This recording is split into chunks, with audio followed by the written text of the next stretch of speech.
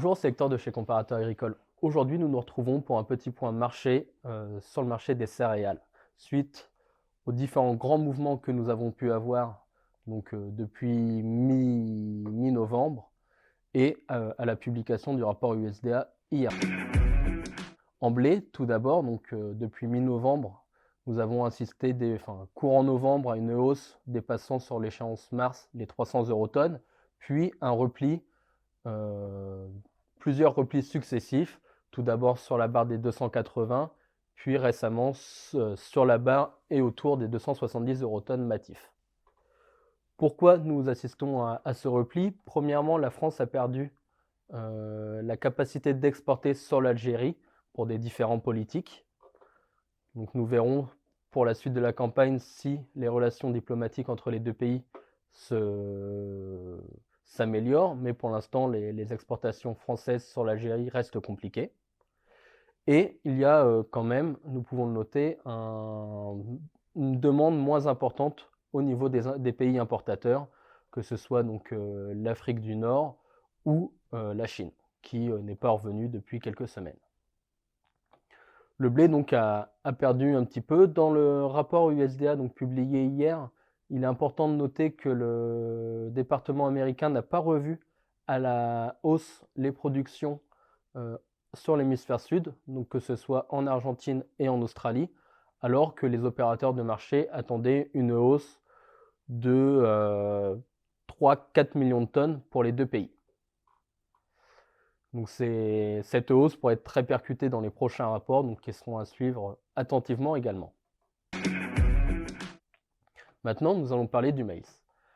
En maïs, la production sur l'hémisphère sud, donc en Argentine et au Brésil, n'a très peu évolué hier dans le rapport USDA, ce qui était une surprise, puisque, comme nous l'avons déjà dit dans nos analyses marché, il y a eu un temps très sec et chaud sur l'Amérique du Sud, et donc nous aurions pu nous attendre à une baisse plus importante de la production de maïs à venir sur ces deux pays.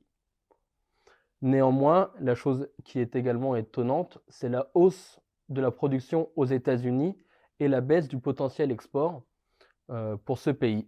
Donc nous verrons dans les prochains rapports comment les analystes américains remettent en avant cette production et comment l'équilibre va s'ajuster. Également, chose très surprenante, la production en Ukraine qui est revue de 2 millions de tonnes à 42 millions de tonnes, ce qui est un record historique et du jamais vu pour la production du pays. Toutefois, on observe que l'écart entre le blé et le maïs se maintient autour des 30-40 € tonnes, donc ce qui prouve que le maïs est très compétitif pour l'alimentation animale, à contrario du blé. Les mouvements les plus importants sont donc en colza, avec une volatilité qui est exceptionnelle. On a depuis le début de la semaine perdu quasiment 60 € tonnes, enfin plus de 60 € tonnes sur le colza, alors que nous avions franchi le cap des 800 € tonnes, voire un sommet à 843 € tonnes sur l'échéance février.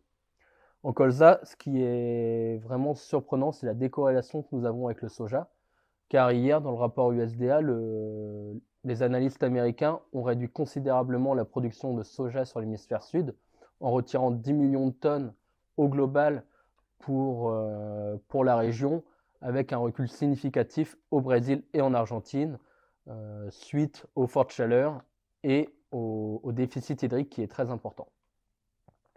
De ce fait, le stock de soja au niveau final et mondial va être en recul. Donc, on pouvait s'attendre quand même à un rapport qui était haussier soja et donc avoir le colza repartir dans le vert et continuer de grimper. Chose, nous avons eu totalement l'inverse, avec aujourd'hui encore une perte de quasiment 20 € sur l'échéance février et mai, donc qui est principalement due à la sortie des opérateurs financiers du colza sur les échéances février, échéance qui va se clôturer fin du mois de janvier, et donc on a un transfert de position vers l'échéance mai.